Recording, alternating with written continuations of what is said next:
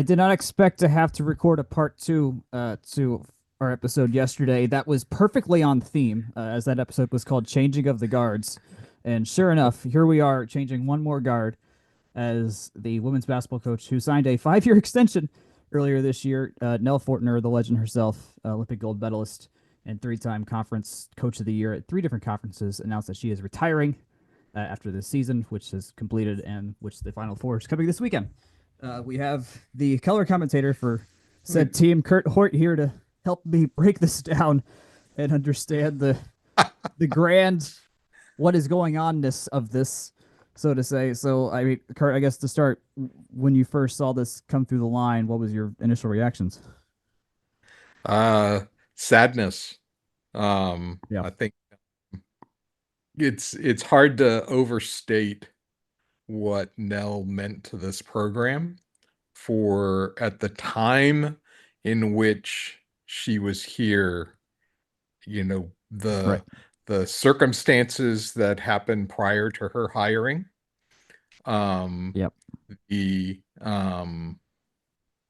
dealing with the COVID years, all the things that Nell has had to deal with over her 6 years, the change in the game with NIL and the transfer portal, all these things, the way she's handled all of this, I don't think we could have asked for anyone better to be in the position she was in Yeah. while she, if that Yeah. makes sense, Yeah. right? There was not really a normal year that this team had in terms of just like the Yeah, circumstances and numbers of things changing both internally and externally with this team until probably this year, which is the second like normal, like I say normal, second year with NIL lawlessness, where that part kind of basically stayed the same. Uh, right. but otherwise, yeah, you have COVID, you have the coaching change that just you have to take players that aren't yours and bring them into the team, and then finally put together a pretty decent team in 2021-22, and then Right. the rules change right on you, and people are coming and going at will, basically. And so, yeah, there was not it's a fact that she finished as the third most winningest coach in terms of just pure win total throughout all this is absolutely incredible. She had the players to do it, which does help. But yeah, I mean, to get to, I believe she had 175 record, I believe was her final tech record. So third to get to triple digits. Uh, she's Yeah, only the 110 and this 70. yeah, and then this stuck out to me, which I should have known, but that she was only the third coach we've had since 1988, 1989. Like this team has been Yeah, defined yeah. on the lots of, I mean, kind of like football, Hmm. people that stick around a long and other sports, coaches stick around a long time here. And while her time may not have new in terms of number of years have held up to how long other legendary coaches on Tech has had, she is still up there in terms of impact and advancement of a single Yes. program. Yeah, and like it's one of those, it's just one of those things where she was who we needed, Yep. uh, over these past 6 years. Um, and I think, I don't know what, Nell's thought processes. And I've been in and around the program the whole time she's there, and amazingly enough, never formally introduced one way or the other. I'm told she was aware of me in a sense, which is Yeah. probably the way things are normally around the places I'm there. Right. Uh, with the amount of with the kinds of broadcasting I do and whatnot, but I been in the rooms she's been in and things like that, and I think, and if folks didn't see the feature that Holly Rowe did on her during the NCAA tournament, they should go Google that and try to find and watch that and see, um, Holly Rowe's story on Nell, and just remember that and appreciate the time that she was on staff at Georgia Tech, and the program will move on, just like all of us, right? Tech is bigger than Yep. all of us, and it'll, it was here before we arrived. It'll be here after we leave, and so just time to start a new era. And then at the same time, with the senior women's administrator we have on staff right now with Jolene Aiken. Again, this is another person I believe is the right person in the right place at the right time for this program, and I've full faith and confidence in her and the athletic director Jay Batt that they'll find a great replacement. A continuing trend for the J Bat era, that is, someone's got to go, but they got to find someone quickly. And generally, they've been finding people quickly when situations like this arise. It happened with men's basketball when we got Damon Stoudemire. Right.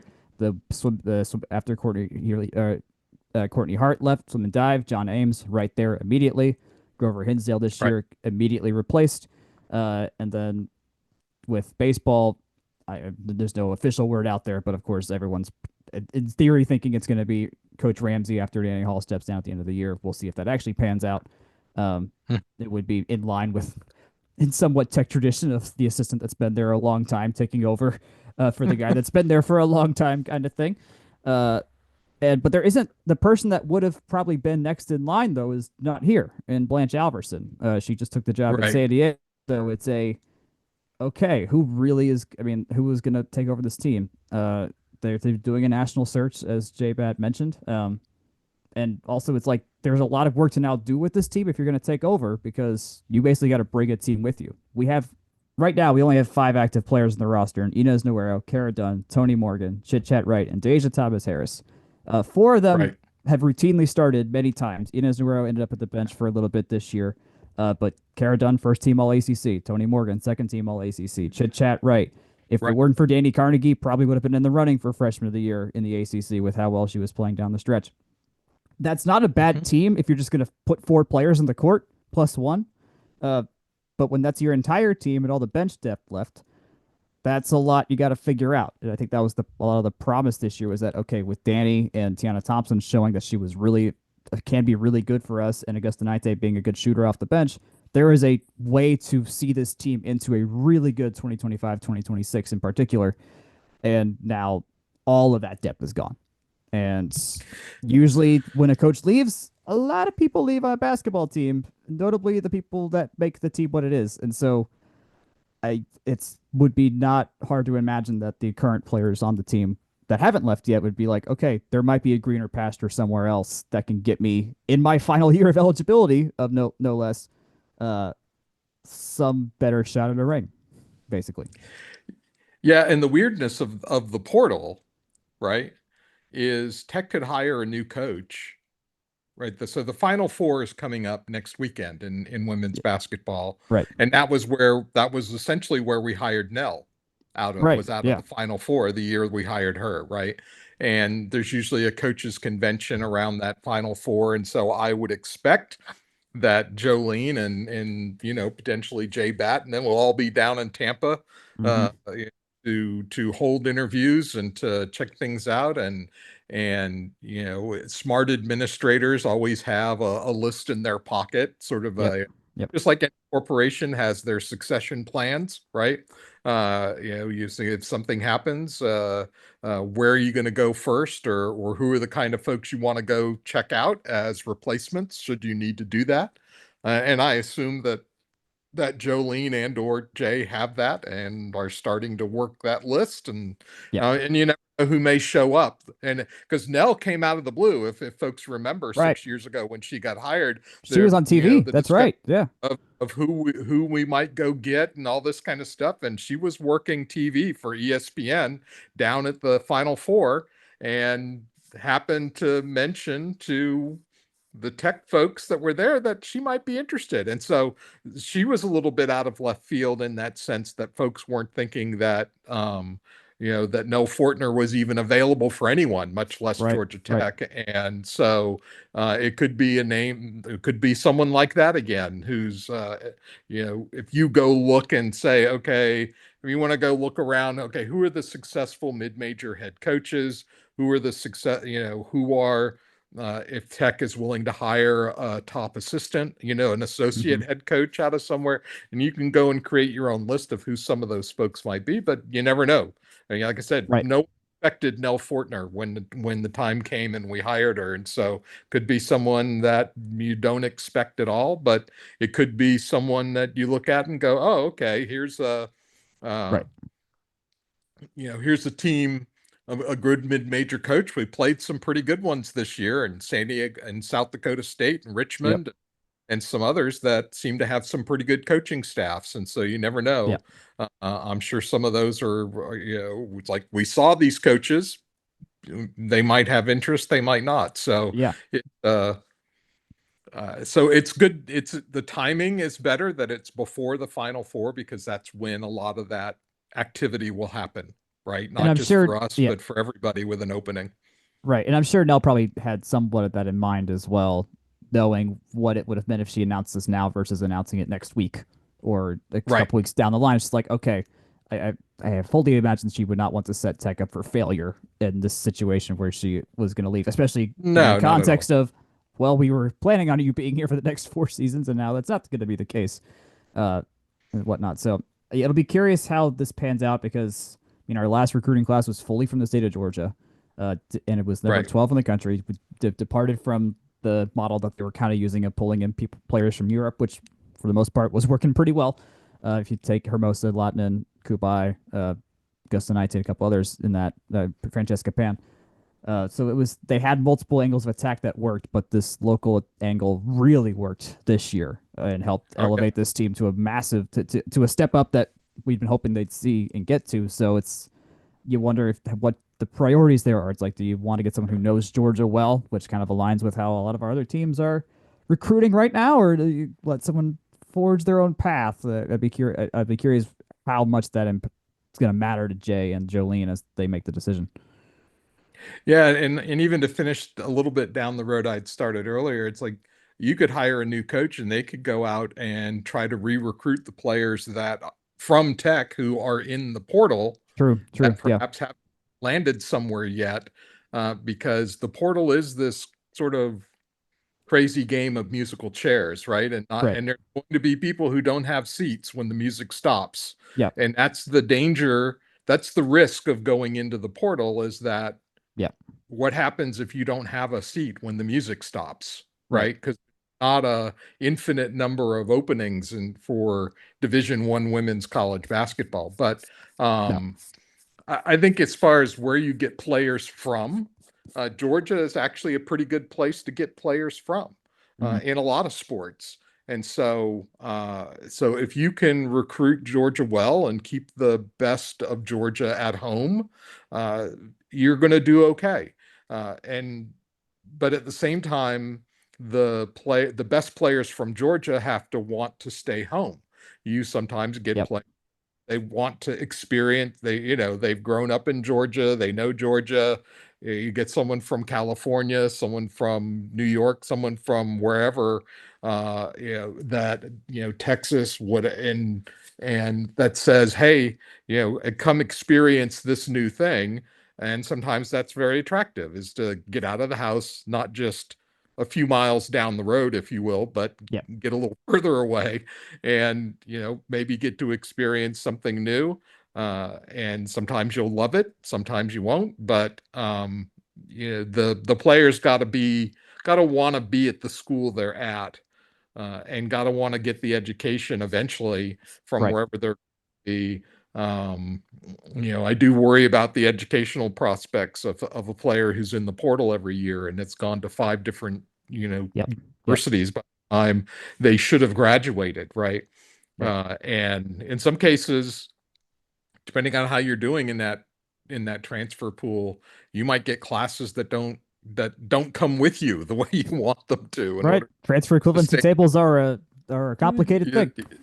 they are complicated. So I think as far as a new staff and where they might recruit, you're going to get a lot of what do they know from their experience, Hmm. wherever they've been hired from, wherever they come from, whether it's Northeast, Midwest, South, the West, whatever.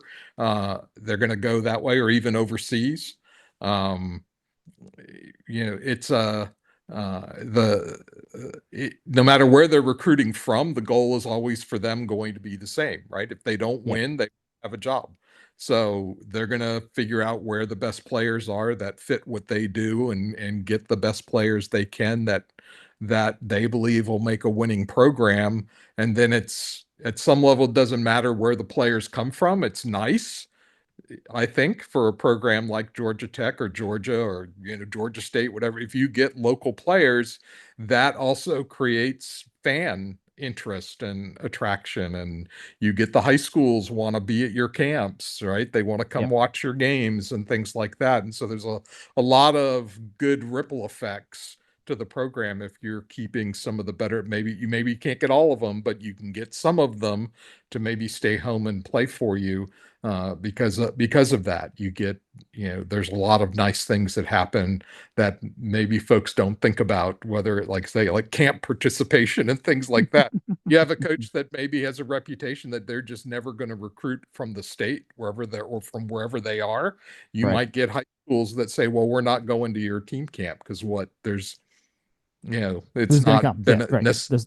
Yeah. so, and folks don't think that, well, it's not, is that a big deal? Is that not a big deal? But for some of the staff, that's how they get paid, is by running good camps. And you Yep. want to be able to not just have a good camp, but you want to have that whole experience to where the high schools feel good about coming to you and things like that. So Yep. it's, in the end, new coach is going to recruit wherever they can to get the best players they can. They all recruit nationally, internationally, and it's a matter of then getting the trust of that recruiting pipeline again, Yep. to say, hey, this is a coach we want to play for. This coach going to make us better. This is school we want to be at. You and I and a lot of others, we don't have to be sold on Georgia Tech as an educational No. opportunity. But there are some that may have to be sold on that side of it as well. But at the Right. same, they're going to recruit from wherever they can get the best players from. Yep. No, that makes sense. I'm looking at the listed majors for the players that are here, still here, and that have gone. Um, Ari Termis actually is a curious one to be because she was biomedical engineering. And of the places you're going to study biomed, this is about as good as it's going to get. So, It, like, granted, it, international player going home. Who knows if she stays in America? For all we know, considering she's mm, is a Spaniard and didn't go home last summer. She's been in the States for a year plus in a row at this point. And that's always a factor with European players. Is we've lost people to this, just like the churn of being away from home for a long time does matter to a person that age. And so you never know if it if like, okay, the coach I came to play for is gone. Do I really want to stick it out here at this place that's not home to me and can go get right. still a good education somewhere else literally in the rest of the world who are closer to home? If your home is a different continent, it's an understandable decision to make from that It, and perspective. it's So and it's and, and I know as fandom, it's easy to throw rocks one way or the other at the decisions of some of these players. But at the same time, it's like you got to remember it's their life. They're the ones that right. are living, not us. And They've got to set themselves up for success, and that they, doesn't yeah, necessarily mean Tech's going to be good at that. We are not the best player in terms of helping somebody for everybody. Like, it's just our formula only works so often. It works a lot of the times, but not for everybody, especially in an athletic context. we're not a generic university, right? No, And no, that's always, it's always going to be, um, I don't know, it's an impediment. That's always going to be a challenge in some ways for a school like Tech to overcome. We've got academic specialties that are on par with the best in the nation, with the yep, Stanfords and the Ivy, all that. But you go look at Stanford. Stanford's a whole university. There's a whole bunch of other right, fields of study right, that Tech doesn't offer, that you can do at Stanford, that you can do at Duke, that you can do, in the Ivies, or that you can hmm do, hmm and I mean, some of the Big Ten schools, right? So your right, Michigans and whatnot that are also pretty darn good academically as well. Uh, and so yeah, that can be limiting, but at the same time, there are a lot of opportunities to be had educationally at Georgia Tech uh, that can set you up for great success. Not, whether it's business or whether it's pre-med, whether it's even pre-law, some of these other things that folks might not think that you could do at Tech, but you can. yep, yep. That's absolutely true. Yeah, at this point, the people that we have left, outside of Chit Chat, right, are all upperclassmen. Means Cara Dunn Right. only needs one more year to graduate. Tony Morgan only needs one more year to graduate. Inez Navarro only needs one more year to graduate. Chit Chat Wright's a freshman. Her staying or not staying, we'll see. She is also local, so that could be playing a part in this to a different extent compared to the other players as well. Deja Thomas Harris is going to her junior year, and she's from Texas. So we'll see how that all pans out. She was also hurt some of this year, so staying might end up being a better case for, well, who knows. There's so many little factors that go into how these people want to go on with their lives, literally, uh, from this point Well, forward. So the fact that she really pushed, I think, herself to get back on the floor from her injury when she could have just taken a medical redshirt true, season, true. uh, yeah, that might be an indicator that she has some commitment to the school Mm-hmm. in that Yep, sense, yep, and that she really, really wanted to get back out on the floor this year, and didn't seem to want, in which it could have been super easy to just take off the rest of the year and say, okay, yeah, I'll red come back, 100% next year. She seemed to really, really want to get back on the floor. She yep, seemed to uh, help her teammates as best she could on the floor, right? So that might be a good sign for someone who's committed not just to perhaps a coaching staff, but to an institute as well. yep, yep, absolutely. So we'll see how that pans out. I think my last point that I'm mainly trying to hit is if we keep Kara and Tony, if they decide they're going to stick it out for their final years at Tech. Um, this is with no guarantee. Also, to mention this last episode, there is the looming. Maybe everyone gets a fifth year, just blanket. Everyone just gets 5 years. That could be a thing that Oh, right. happens soon Mm. ish. So if people want to do that grad year somewhere else, they still can. So they may. This could be the final year they have eligibility. It may not be. We don't know for sure yet. But if we keep, notably, if Tony and Kara stay, that gives you a workable core to build real success Yeah. around still, and Inez as well, because that gives you defense, that gives you a lot of that gives you post scoring, that gives you 3 point shooting, and that gives you drivability. You get three different players with three distinct things you can build around, and that kind of has been what this team has been building around the whole time. So Oh, if you keep sure. them, there's at least a world where this team can win a lot of games next year. Maybe not 22 again, but at least to the point where they can be competitive because either one of those players can take over a game, not necessarily at will, but they've done it multiple times over. So Right. I think that's the biggest linchpin is do both of them stay or do they both go? And that'll be the big Right. windfall of where this team is going to be in 25, 26 compared to where they at least are as of 6:31 on Monday, March 31st of So, 2025. and and no matter who's hired, they know they've got. I mean, we're looking at 10 plus new players next Yeah, season. probably. Even, Yeah, even while not retiring, we were already looking at least 8 new players for next year, right. if not 10. And then depending on who those 8 to 10 are, you're looking at potentially another 8 the year after. So Yeah, um, yeah, there's a lot of rebuilding work to do, no matter who the coaching staff was going to be next season. And you never know with a new coach, they might have one or two. Say you hire a mid-major head coach, maybe they've got one or two players that are power four quality players that they bring with them hmm, as you know, in addition to whatever else they know or can attract out of the right. transfer or recruits they had. Maybe they've got one that would have been power four quality at some level, and so uh, you're going to see. That's the other interesting part of this, with it being a new coaching staff, the directions from which players will come will be different than Yep, they would than otherwise, and so yep, it'll be interesting to look at. It'll be a matter for us who are on the outside of the program looking in, for the fans and whatnot, certainly to welcome the new coaches and the new players with open arms and be ready to support them, just like you've supported the Georgia Tech program, however long you've been supporting it, and just continue moving forward with what I expect at some will be, whether what the success will be next season, who knows, but yeah. it's the way the portal has taken, and we don't know what the portal will give when the music stops. And so Yeah, it's not a foregone conclusion that next year will be a losing record rebuilding kind of season. And so, right.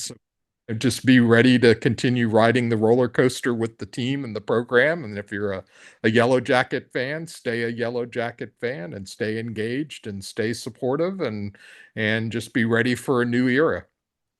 Who they hire, how fast they hire will of course play a big role into what we can. It will be the biggest key thing to even start applying any remote expectations, or at least somewhat rational predictions of what could happen down the line. But yeah, it is. We've seen. If you've probably seen the charts on Twitter and Blue Sky of like all the previous schools the Elite Eight players are from, and it's just like barely any of them are from the school that they're actually playing for right now. So Yes, you can build a basketball team a lot of different ways right now. So if this you was can. football, we'd be like, oh, because that's a little bit harder when you got to build an 85 person roster, however big the team is, compared to you really just need 6 players who can play it in crunch time versus in basketball. So it's a little bit of a different animal, but yeah, that'll be this. Tune in and tune in and watch TCU tonight Right, play exactly. Texas. Haley's been on 3 teams The- now and has been remarkable That, at all that 3. Yeah, it has 5 players. yeah, I mean that their starters are playing 30 plus minutes, if not close to 35 minutes on average all season long, yeah. and they sub, but and they run maybe 6, 7 deep, and here they are in the Elite Eight Hmm. playing final four spot tonight. So Yeah, you could, it's not obviously not ideal, but in a sense, it's kind of old school basketball back to when I was a student when Bobby sure. Crimmins was the Right. head coach, and it was six players Yeah, essentially, maybe yeah. 7, right? And that was part of his sales pitch. As you come to Georgia Tech, you're going to play. You're going to start. You're going to play every minute of every game for your entire career at Georgia Tech, and that's what he did. Hey, if it's like if I wish it was that easy. My goodness, just That was his recruiting pitch. He would go get one, two what a nice players, pitch. and that was what he told them. You're going to come and you're going to start, Yeah. and you're going to play time, and that was part of the pitch, and that's how he got the players he got, particularly in the first half of his career at Georgia Hmm. Tech. Wow. Oh, the days I wasn't there for. Man, I wish I was got to see some of that as well. Well, to wrap it up here, Fortner, this was as of now her 15 years as a college head coach have come to a close at Purdue, Auburn, and Georgia Tech. She was also the Olympic coach back in 2000 for the Sydney Games, where the U.S. won one of their many women's basketball gold medals that they seemingly never stop winning. She was also the first head coach for the Indiana Fever. I relearned today, so cool little tidbit for her. Yeah, only our third head coach in 40-ish years, and so we're about to have our fourth in that same time scale. Hopefully, quite soon. We'll see what happens down the line. We'll of course have the latest on FromTheRebelSeat.com and on this podcast as that comes out. Kurt, I appreciate your time and helping me understand what's going on here. Hopefully, we'll have good news very soon. I'm sure we will, and thanks for having me on.